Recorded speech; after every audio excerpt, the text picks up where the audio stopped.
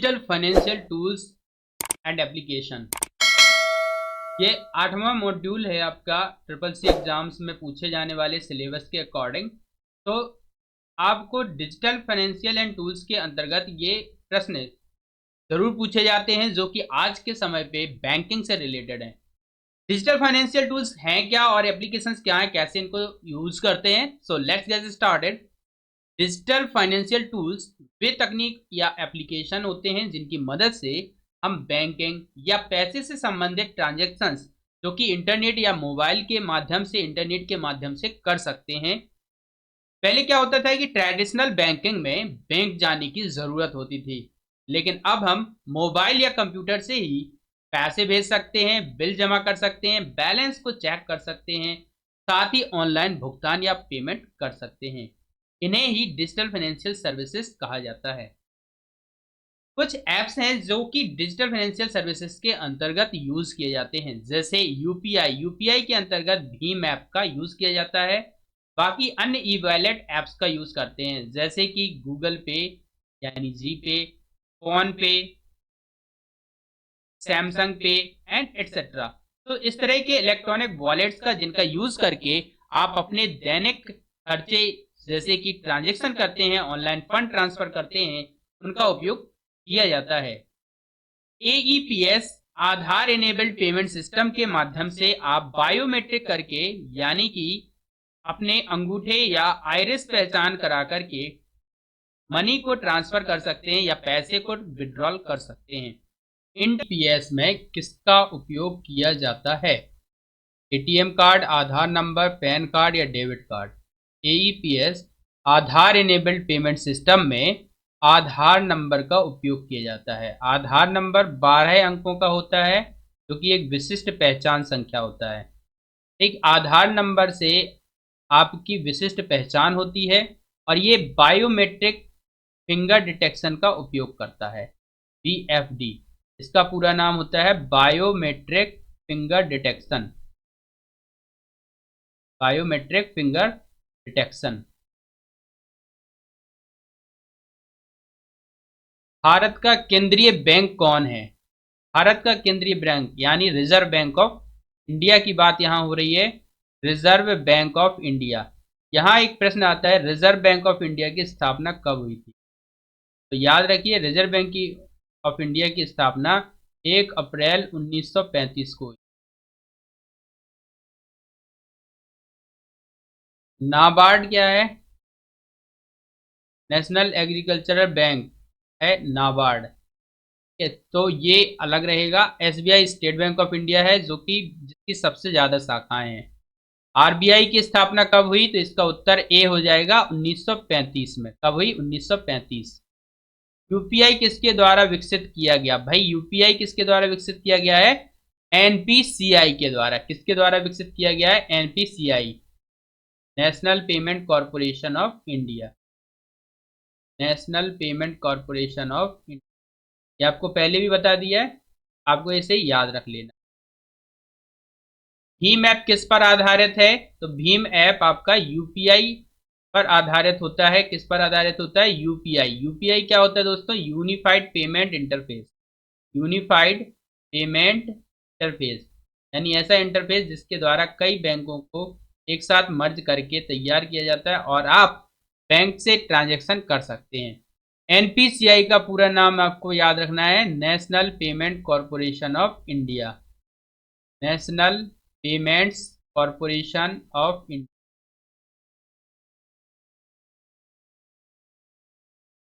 UIDAI किस से संबंधित है? पैन कार्ड, आधार, पासपोर्ट या डीएल। तो किससे संबंधित है? आधार से संबंधित है। Unique identification authority of India आपका आधार से संबंधित है। भारतीय रुपए का प्रतीक क्या है? तो भारतीय रुपए का चिन्ह बताना है जो कि है रुपीज। से तैयार किया था उदय कुमार ने। तैयार किया उदय कुमार, भारतीय बैंक के governor, reserve bank of India के गवर्नर थे उदय कुमार। उनके द्वारा तैयार किया गया रुपी का सिंबल। आधार सीडिंग का अर्थ क्या है? आधार कार्ड बनाना, आधार को बैंक खाते से जोड़ना या मोबाइल से जोड़ना या अपडेट करना। तो आधार सीडिंग का अर्थ है आधार को आपके बैंक खाते से जोड़ना। AEPS का पूरा नाम क्या होता है दोस्तों? तो याद रखिए, आधार इनेबल्ड पेमेंट सिस्टम का पूरा नाम होता है आधार इनेबल्ड पेमेंट सिस्टम। RTGS का पूरा नाम बताइए। RTGS का पूरा नाम क्या हो जाएगा? Real time gross settlement. तो आपका ए विकल्प सही हो जाएगा, real time gross settlement. RTGS का न्यूनतम ट्रांजैक्शन कितना है? भाई न्यूनतम ट्रांजैक्शन RTGS के लिए चाहिए ₹2 लाख। 2 लाख का न्यूनतम ट्रांजैक्शन होना चाहिए real time gross settlement. NEFT का पूरा नाम नेशनल इलेक्ट्रॉनिक फंड ट्रांसफर। इसका भी ए विकल्प सही हो जाएगा, national electronic fund transfer. IMPS का पूरा नाम पहले ही बताया, immediate payment service. Immediate payment service.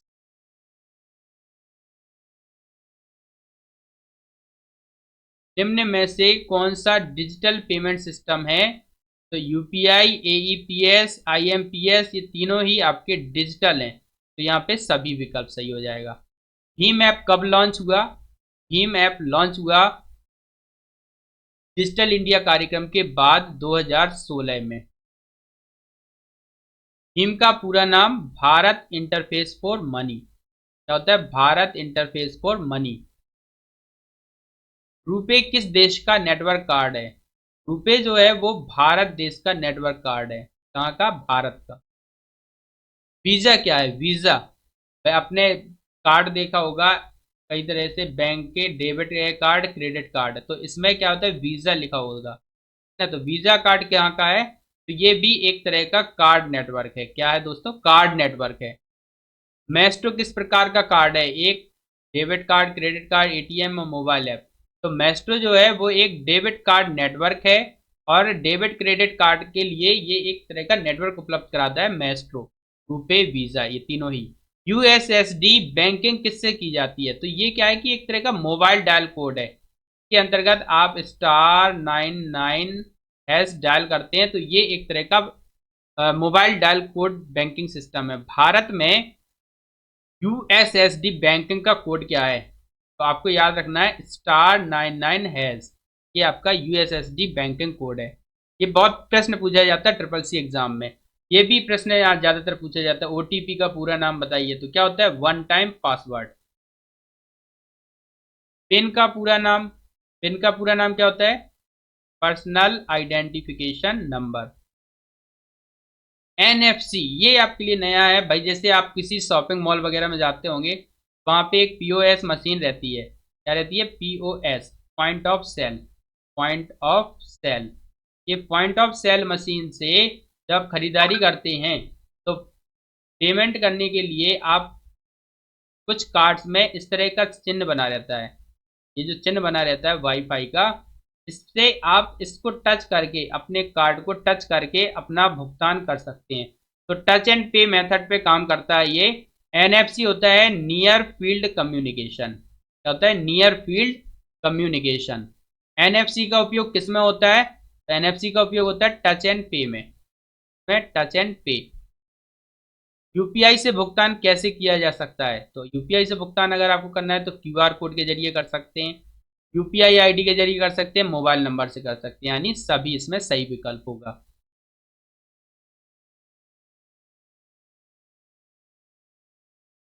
NPCI की स्थापना कब हुई? 2008, 10, 12, 15। तो कब हुई भाई? भारतीय राष्ट्रीय भुगतान प्रणाली निगम, National Payment Corporation of India की स्थापना हुई थी 2008 में, जो कि बाद में 25 धारा के तहत एक गैर लाभकारी कंपनी के रूप में हुई थी, और इसे बाद में 12 जुलाई 2016 को वैधानिक दर्जा मिल गया। ठीक है, तो ये आपको याद रखना है। 2008 में NPCI की स्थापना हुई। UIDAI की स्थापना कब हुई? इसको याद रखिएगा कि UIDAI की स्थापना हुई 2009 में। कब हुई थी? 28 जनवरी 2009।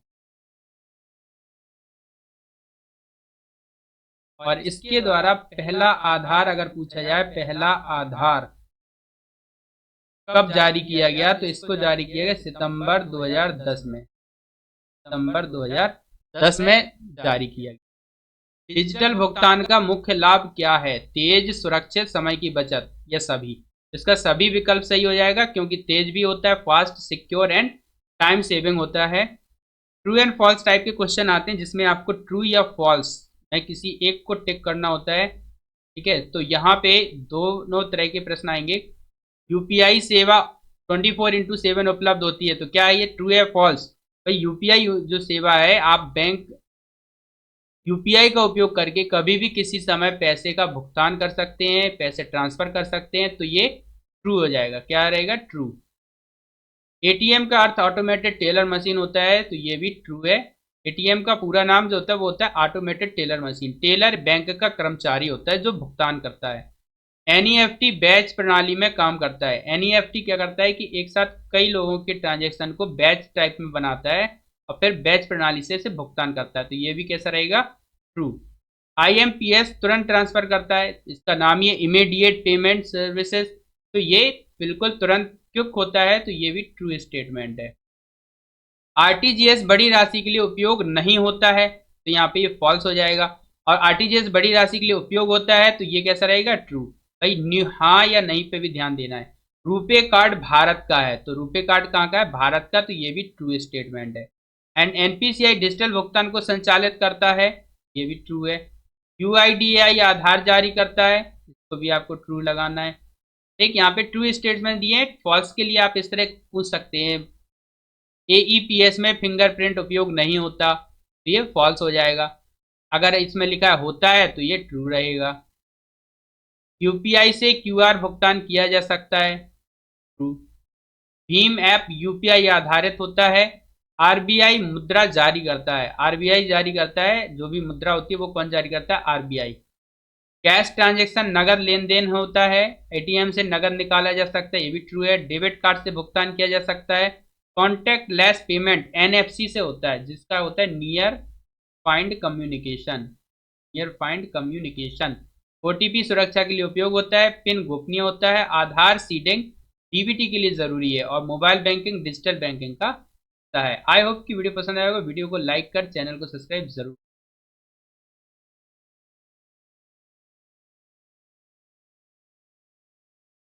यूपीआई में अधिकतम दैनिक ट्रांजैक्शन सीमा सामान्यतः कितनी? 50,000, 1 लाख, 5 लाख या? तो दोस्तों, यूपीआई में जब आप यूपीआई करते हैं तो अधिकतम सामान्यतः ज्यादातर बैंकों में 1 लाख तक की लिमिट होती है डेली ट्रांजैक्शन, या फिर इसमें 24 से लेकर के 40 ट्रांजेक्शन एक दिन में हो जाए, तो इससे ज्यादा लिमिट नहीं। ठीक है, तो आपको याद रखना है 1 लाख स्टैंडर्ड जो लिमिट है वो 1 लाख होती है। इसके बाद अगला प्रश्न है, किस प्रकार का ट्रांजेक्शन सिस्टम है एनईएफटी? एनईएफटी किस प्रकार का ट्रांजेक्शन सिस्टम है? Real time, batch based, offline या मैनुअल? तो ये बैच बेस्ड होता है। ऐसा होता है, बैच बेस्ड होता है। ठीक है, के बाद प्रश्न आता है, आईएमपीएस सेवा किसके द्वारा संचालित की जाती है? IMPS stand for immediate payment system, immediate payment system या सर्विसेज, ठीक, दोनों ही आप लगा सकते हैं, सर्विसेज। तो यहाँ पे इमीडिएट पेमेंट सर्विसेज किसके द्वारा संचालित होती है? आरबीआई के द्वारा होती है, एनपीसीआई के द्वारा भी होती है, और यूआईडीआई एसबीआई किसके द्वारा होती है? तो यहाँ पे सही विकल्प हो जाएगा एनपीसीआई के द्वारा। किसके द्वारा? एनपीसीआई। यूआईडीआई आधार कार्ड के लिए होता है, और RBI reserve bank of India है, जो कि सभी ट्रांजेक्शन्स को मॉनिटर करती है और इसे मैनेज करती है। लेकिन एनपीसीआई के द्वारा भीम ऐप संचालित होता है, और भीम ऐप के द्वारा इमीडिएट पेमेंट सर्विस संचालित की जाती है।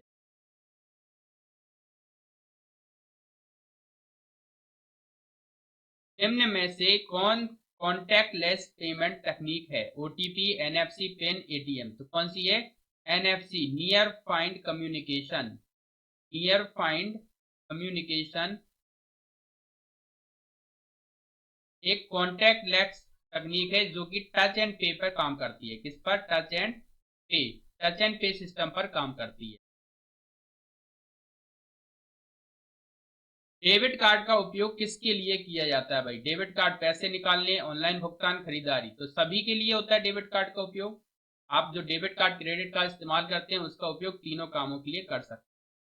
आरबीआई का मुख्यालय, रिजर्व बैंक ऑफ इंडिया का मुख्यालय कहाँ है? दिल्ली, मुंबई, कोलकाता, चेन्नई? तो कहाँ पर है? मुंबई। आरबीआई का मुख्यालय कहाँ है? मुंबई में।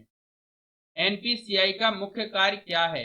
एनपीसीआई का मुख्य कार्य आधार बनाना, डिजिटल पेमेंट सिस्टम संचालित करना, पासपोर्ट जारी करना या मुद्रा छापना। तो ध्यान रखें, एनपीसीआई का काम है डिजिटल पेमेंट सिस्टम को संचालित करना, यानी कि भीम या यूपीआई को संचालित करना। भीम और यूपीआई को संचालित करना national payment corporation of India का काम है। यूपीआई का उपयोग किस उपकरण से किया जाता है? मोबाइल, कंप्यूटर, टैबलेट या सभी से? तो आप मोबाइल से भी कर सकते हैं, कंप्यूटर टैबलेट से भी कर सकते हैं, तो सभी से कर सकते हैं इसका यूपीआई का उपयोग। यूपीआई का पूरा नाम जरूर बताएं आप लोग कमेंट सेक्शन में, कमेंट में बताइए कि यूपीआई का फुल फॉर्म क्या होता है। यूपीआई फुल है। ओटीपी कितने समय के लिए वैध होता है? हमेशा, सीमित समय, एक दिन या एक महीना? तो ये सीमित समय के लिए होता है, सीमित समय के लिए होता है। ये पिन का उपयोग कहाँ किया जाता है? इसके बाद प्रश्न क्या है? पिन का उपयोग, पिन यानी personal identification number, personal identification number का उपयोग कहाँ किया जाता है? ATM, debit card, UPI? तो सभी जगह होता है, सभी जगह आप पिन का उपयोग करते हैं। एटीएम का पूरा नाम क्या है? एटीएम का पूरा नाम होता है दोस्तों ऑटोमेटेड टेलर मशीन। क्या होता है? Automated teller machine. में ऑटोमेटेड का मतलब होता है स्वचालित, और टेलर का मतलब है कि कोई बैंक कर्मी जो लेन देन करता है, ट्रांजेक्शन करता है, ठीक है। और मशीन तो मशीन का उपकरण, ठीक। तो यहाँ पे ऑटोमेटेड टेलर। रुपे कार्ड किस संस्था द्वारा जारी नेटवर्क है? RuPay card NPCI, RBI, visa या मास्टर कार्ड? तो रुपे कार्ड जो है वो एनपीसीआई द्वारा संचालित संस्था द्वारा जारी नेटवर्क है। ये एक तरह का कार्ड नेटवर्क है। क्या है? Card network.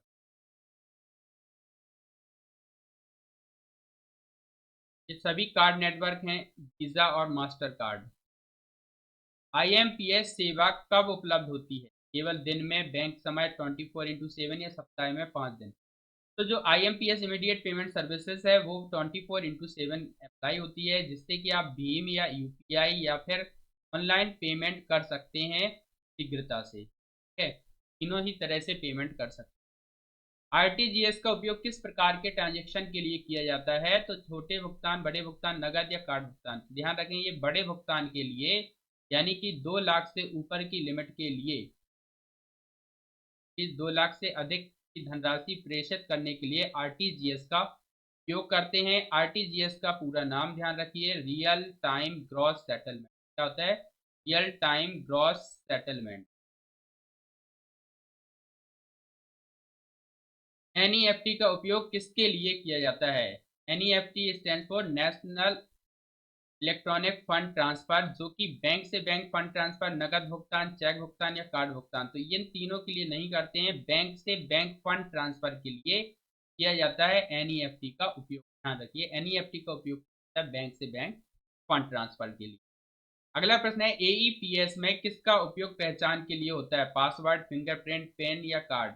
तो एईपीएस होता है दोस्तों आधार इनेबल्ड पेमेंट सिस्टम। आधार इनेबल्ड पेमेंट सिस्टम के लिए आप फिंगरप्रिंट का उपयोग करते हैं या आइरिस सिस्टम है का उपयोग करते हैं, फिंगरप्रिंट। यहाँ पे बी विकल्प सही हो जाएगा, ठीक है। इसके बाद प्रश्न है, डिजिटल पेमेंट का सबसे बड़ा लाभ क्या है? डिजिटल पेमेंट भाई देखिए, अगर आप डिजिटल पेमेंट करते हैं यूपीआई से तो ये तेज है, जल्दी हो जाता है, सुरक्षित भी है, पारदर्शी है, पारदर्शिता रहती है। तो ये सभी तरह के इसमें विकल्प। कॉन्टैक्टलेस कार्ड पेमेंट किस तकनीक पर आधारित है? तो पहले ही बताया, ये एनएफसी यानी कि नियर फाइंड कम्युनिकेशन पर आधारित है, नियर फाइंड कम्युनिकेशन पर आधारित है। वाईफाई का पूरा नाम क्या होता है? वायरलेस फिडेलिटी होता है दोस्तों। क्या होता है? वायरलेस फिडेलिटी, यानी कि आप आसपास में नेटवर्क से जोड़ सकते हैं, वो भी बिना किसी तार के, तार रहे, ठीक है। जीपीएस होता है ग्लोबल पोजिशनिंग सिस्टम। क्या होता है? ग्लोबल पोजिशनिंग सिस्टम, यानी कि आपकी लोकेशन देने के लिए ये पोजीशन बताने वाला एक सिस्टम है, ग्लोबल पोजिशनिंग सिस्टम। एनपीसीआई किस वर्ष स्थापित हुआ था? किस वर्ष स्थापित हुआ था? तो आपको याद रखना है 2008 में एनपीसीआई स्थापित हुआ था, जबकि यूआईडीएआई 2009 में। यूआईडीएआई किससे संबंधित है? तो ये आपको याद रखना है आधार से संबंधित। आधार से भारतीय विशिष्ट पहचान प्राधिकरण। तो भारतीय विशिष्ट पहचान प्राधिकरण का पूरा नाम है भारतीय विशिष्ट पहचान प्राधिकरण। क्या होता है? भारतीय विशिष्ट पहचान प्राधिकरण। ठीक है। और इसका कह सकते हो unique identification authority of India. UPI में भुगतान करने के लिए क्या आवश्यक है? यूपीआई में भुगतान करना हो तो यूपीआई आईडी चाहिए, बैंक अकाउंट चाहिए, मोबाइल ऐप चाहिए, तो ये सभी चाहिए होते हैं। ठीक है, तो इसका डेबिट कार्ड किस खाते से जुड़ा होता है? भाई डेबिट कार्ड जो होता है जो आपको एटीएम से ट्रांजैक्शन करने के लिए अलाउ करता है, वो किस खाते से जुड़ा होता है? सेविंग, करंट या दोनों से? तो ये दोनों से ही जुड़ा हो सकता है, लेकिन ठीक है, तो ये सेविंग अकाउंट, करंट अकाउंट दोनों से ही जुड़ा होता है। ओटीपी का उपयोग किस उद्देश्य से किया जाता है? सुरक्षा, पहचान या सत्यापन? तो पहचान के लिए, सुरक्षा के लिए और सत्यापन, तीनों के लिए ही ओटीपी उपयोग करते हैं। यहाँ से एक प्रश्न आता है 2FA क्या है? तो 2FA होता है टू फैक्टर ऑथेंटिकेशन। क्या होता है दोस्तों? टू फैक्टर ऑथेंटिकेशन में दो तरह की पहचान का उपयोग किया जाता है। पहला तो पासवर्ड रहेगा, यानी कि, एंड इसके बाद दूसरा रहेगा ओटीपी या फिर आपका ऑथेंटिकेटर, गूगल ऑथेंटिकेटर ऐप का उपयोग। एसएसडी बैंकिंग का उपयोग किसके बिना किया जा सकता है? एसएसडी बैंकिंग, भाई एसएसडी बैंकिंग का उपयोग आप मोबाइल, इंटरनेट, बैंक कार्ड किसके बिना कर सकते हैं? तो इंटरनेट के बिना कर सकते हैं, लेकिन मोबाइल चाहिए, बैंक चाहिए, कार्ड चाहिए, चाहिए ही पड़ेंगे। ठीक है, एसएसडी बैंकिंग का उपयोग आप बिना इंटरनेट के भी कर सकते हैं। टू एसएसडी बैंकिंग के लिए कौन सा कोड होता है? *123 हैज, *99 हैज। तो यूएसएसडी बैंकिंग के लिए *99 हैज का उपयोग। डिजिटल बैंकिंग का उपयोग किसके माध्यम से होता है? इंटरनेट, मोबाइल, एटीएम या सभी? तो आप डिजिटल बैंकिंग के लिए इंटरनेट, मोबाइल, एटीएम सभी का उपयोग करते हैं ना। अगला प्रश्न है IMPS, immediate payment services, transaction की अधिकतम सीमा सामान्यतः कितनी होती है? 50,000, 1 लाख, 5 लाख या 10 लाख? तो ये आपको याद रखना है, आईएमपीएस ट्रांजैक्शन की अधिकतम सीमा है 5 लाख रुपए, ये 5 लाख, जबकि यूपीआई की अधिकतम सीमा है वो है 1 लाख रुपए। ठीक है। एटीएम से नकद निकासी की सीमा किस पर निर्भर करती है? बैंक, कार्ड या खाता प्रकार या सभी? भाई देखिए, खाता प्रकार भी होता है, सेविंग अकाउंट, करंट अकाउंट दोनों की अलग अलग निकासी होती है, बैंक की अलग है, कार्ड पे भी डिपेंड करता है, तो ये सभी इसका विकल्प सही हो जाएगा। यूपीआई का उपयोग किसके लिए किया जाता है? पैसे भेजने, प्राप्त करने या बिल भुगतान? तो सभी कार्यों के लिए करते हैं। आपको पैसे ट्रांसफर करने हैं, यूपीआई कर दो। पैसे प्राप्त करने हैं, रिसीव करने, तो यूपीआई कर दो।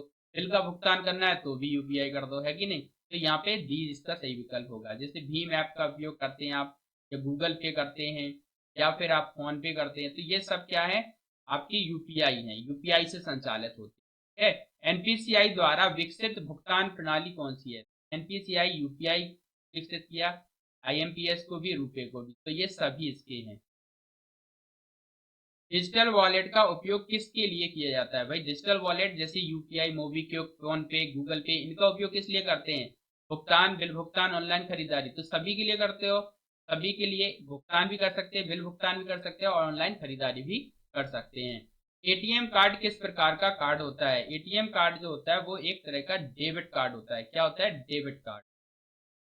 कॉन्टैक्टलेस पेमेंट में कार्ड को क्या करना होता है? अगर आप कॉन्टैक्टलेस का पेमेंट करना चाहते हैं तो आपको प्रयोग करना होगा एनएफसी, नियर पॉइंट कम्युनिकेशन, जिसके लिए आपको टैप करना है। तो इसे टच एंड पे भी सिस्टम कहा जाता है, या टैप कह सकते हैं, लाना होता है, ठीक ना। वाईफाई का इस तरह का सिंबल बना होगा कि नियर फाइव एनएफसी के लिए होता है। आरबीआई का मुख्य कार्य क्या है? आरबीआई का मुख्य कार्य मुद्रा जारी करना, बैंक नियंत्रित करना, वित्तीय स्थिरता बनाए रखा, या सभी? इसके सभी विकल्प सही है। मुद्रा भी जारी करता है आरबीआई, बैंक को नियंत्रित भी करता है, मैनेज करता है, और वित्तीय स्थिरता भी बनाए रखता है। यूपीआई भुगतान किस प्रकार का ट्रांजेक्शन है? रियल टाइम, ऑफलाइन, बैच या मैनुअल? तो यूपीआई भुगतान किस प्रकार का ट्रांजेक्शन होता है? एक तरह से ये रियल टाइम होता है। किस तरह का होता है? रियल टाइम, तुरंत तुरंत नगद भुगतान हो जाता है। भीम ऐप किस संस्था ने लॉन्च किया? आरबीआई, एनपीसीआई, भारत सरकार, एसबीआई? तो भीम ऐप जो है वो NPCI, national Payment Corporation of India द्वारा लॉन्च किया गया है। रुपे कार्ड किस प्रकार का कार्ड नेटवर्क है? पे कार्ड घरेलू अंतर्राष्ट्रीय दोनों, तो ये एक तरह का घरेलू नेटवर्क है। वीजा इंटरनेशनल होता है, मेस्ट्रो लिमिटेड होता है, ठीक है।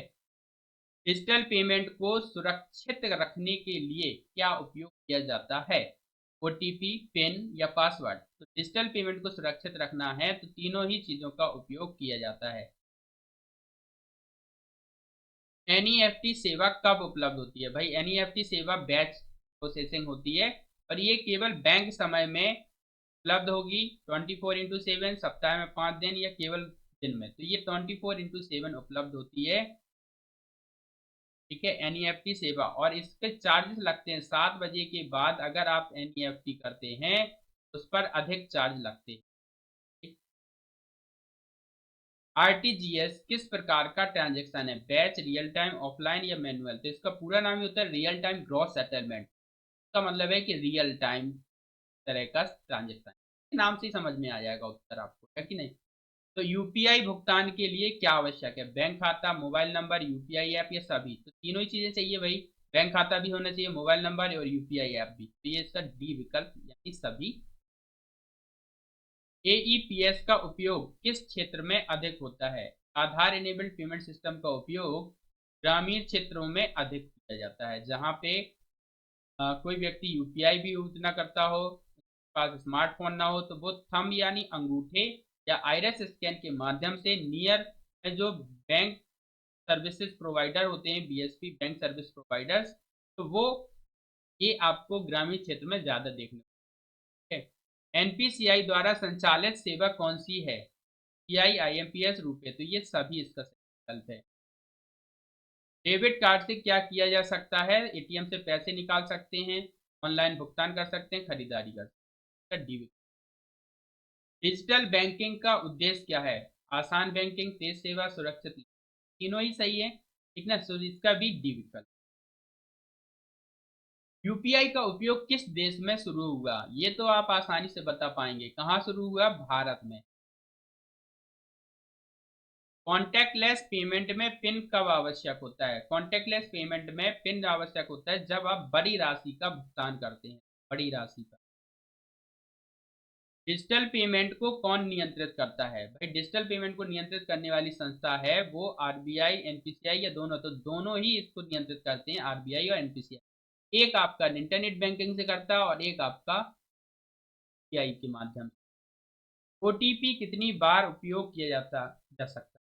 ओटीपी का मतलब ही होता है वन टाइम पासवर्ड। क्या होता है? One time password. और वन टाइम पासवर्ड को कितनी बार यूज कर पाओगे भाई साहब? पता है आपको, एक ही बार यूज करते हैं, एक बार। डिजिटल बैंकिंग का सबसे बड़ा लाभ क्या है? समय की बचत, सुविधा, तेज ट्रांजैक्शन या सभी? तो इसमें समय की बचत होती है, ये सुविधाजनक है, और तेज ट्रांजैक्शन है, तो इसका डी विकल्प सही होगा, सभी। तो ये थे 50 महत्वपूर्ण प्रश्न जो कि आपके दूसरे पार्ट में थे, digital financial tools and application से थे। ये आपका बहुत ज्यादा पूछे जाने वाले प्रश्न हैं जो आगामी ट्रिपल सी है मार्च में, उसके लिए बहुत ही उपयोगी साबित होंगे। सो वीडियो को कर दीजिए लाइक एंड चैनल को कर दीजिए सब्सक्राइब और वीडियो को कर दीजिए शेयर। मिलते हैं नेक्स्ट वीडियो में, तब तक।